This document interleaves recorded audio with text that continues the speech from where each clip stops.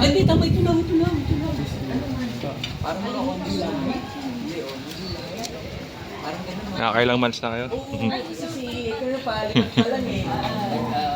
Magawas na. Mag 1 year na. Anong ban ko? August daw. Oh, yung mga August nga. 4 months pa lang. Itong ganitong season, sarap alam eh.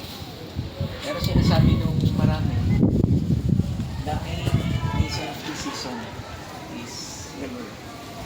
Of course, hindi sinabi naman ito yung date ng kanyang pagkapanganak. Basta ang mahalaga, yun na. Yung mismong name mo, yung Jesus. Ang meaning nito is salvation. Tapos yung isang tawag sa kanya is Emmanuel. Ang magandang sinabi ni Angel Gabriel kay Joseph nung pinakasunod si Joseph. Pag wala si Mary, dahil ang pinapangalanak niya ay isang lalaki at hindi tatawag niya ng Diyos. Ang papangalan mo sa kanya, hindi Junior, kundi Jesus. Kasi ang ibig sabihin pa ng Jesus, siya ang magliligtas sa message. Ayan, na-share ko naman sa inyo last time. Siya lang yung tagapagligtas. Wala naman. It's not your work, your job, your position. Kung spiritual ang pag-usapan, kailangan natin ng spiritual ng Diyos. Pero sa pangailangan, to save your financial problem, yung job ninyo talaga. Okay? But hindi lang tayo doon nabubuhay sa physical. Meron tayong spiritual. At yun yung Panginoon. So, ayan, meron tayong mga salo-salo. So, bahagi na rin siguro. Patapos na yung 2024. Maybe, Thanksgiving din. Paano ingatan tayo ng Lord. Dito kayo napapunta. Kayo rin, mabait. So, ang sarap diba? Kasi bihira yung ganitong Blessing sila, Pastor. pwede tayong magganitong gathering. Kayo, yan. Kayo. Diyos, no? Kahit binata. Dito. Available siya. Willing to mingle. So, yun na. Yan ang gusto kong iiwan sa inyo pa rin. This Christmas, huwag lang natin kalimutan. The Lord is the one who came to earth. Sabi nga, siya yung anak ng Diyos. Bumaba dito sa lupa. Para tayo. Maging anak ng Diyos. Son of God came for us to become His sons and daughters. Of course, by faith siya. By faith siya. At kung yan, ating pong, let's say, paniniwalaan. Ang Bible naman, yun ang sinasabi. Kung wala tayo, magkakalagyan.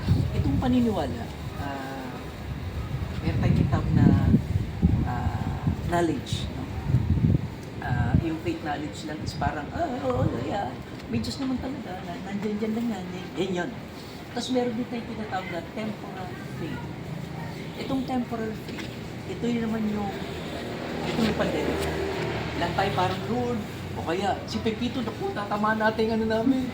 Parang gano'n. And after lumiko si Pepito, buti lang lumiko na. So tigil na agad yung panic natin. Parang, Lord, sige, balikan na lang ulit kita pag kami parating ulit ano. Kundi ang gusto ng Diyos na faith natin, ito yung saving. Sabi kasi ng Bible, even the demons believe. Pero anong problema? Bakit sa help pa rin sila pupunta? They believe that. The problem is, they don't obey God. Niniwala sila ng Diyos, pero hindi sila sumusunod. Kaya pupunta sila ng help. Ang saving faith, ito yung maniniwala ka sa Diyos, pero susunod ka ngayon sa Diyos at hindi magliligtas sa akin. Walang pinakaiba yan, ano? Ito, ang dami natin pagkain. Ang sasarap ng pagkain natin. Actually, naamoy ko na. Diba? How much more kung kakainin mo yung mabubusog? Ganun. Ang gift, may mga gift tayo. salvation, ang kaligtasan is a free gift. All you have to do is just receive it. Hindi yan ibebenta sa'yo, hindi yan ipapautang sa'yo. Lalo hindi yan ipahiram sa'yo, kundi ibinibigay sa'yo. Kailangan mo lang kung and I do believe lahat ng nasa paper na yan, bayad na yan, kakainin na lang natin. Now, kung hindi natin kakainin yan, hindi tayo mabubusog. Baka mamaya 10 o'clock, bababa kayo, gusto mo kaya, order ako. Pero again, ang salvation is, kailangan lang natin itong tulad ng pagkain. Pag natanggap natin, kinain natin yung pagkain, sigurado makakaramdam tayo na kabusugan. Satisfied tayo. Nagpili natin ng pagkain. Hindi may umuwi, pagkain. Oo, busog na. Ganun din. Kasi si Jesus is the one who can fulfill all our needs. Especially spiritual. Contentment siya lang eh. Kahit peace. And his name is Prince of Peace. Kaya pag nasa atin siya, hindi tayo nag-iisip ng kung ano. Kasi we do believe, ito yung saving faith. Siya ang aking tagapagligtas. Siya yung ibong sa third Diyos. Dahil mga anak niya. So, make this season a memorable to you. Maybe, itong mga nakaraan. This was not this ito yung I want to have a good relationship with the one King in this world. So that's why naniniwala niyo. And then you can get that. Pero huwag natin kalimutan na free pala yan, free. Na tayo. Kung sabihin, libre yan. Pero hindi, bumili ka ng Shakey's eh. Magkano kaya yung ganun kalaking pizza? Tandaan natin, itong pagliligtas sa atin ni Jesus sa cross, it's free. Kasi siya yung bayad. At yung pagbabayad niya, hindi natin magugustuhan. Kasi siya yung nagbayad ng lahat ng kasalanan. Naalala ko nung time na medyo loko talaga ako.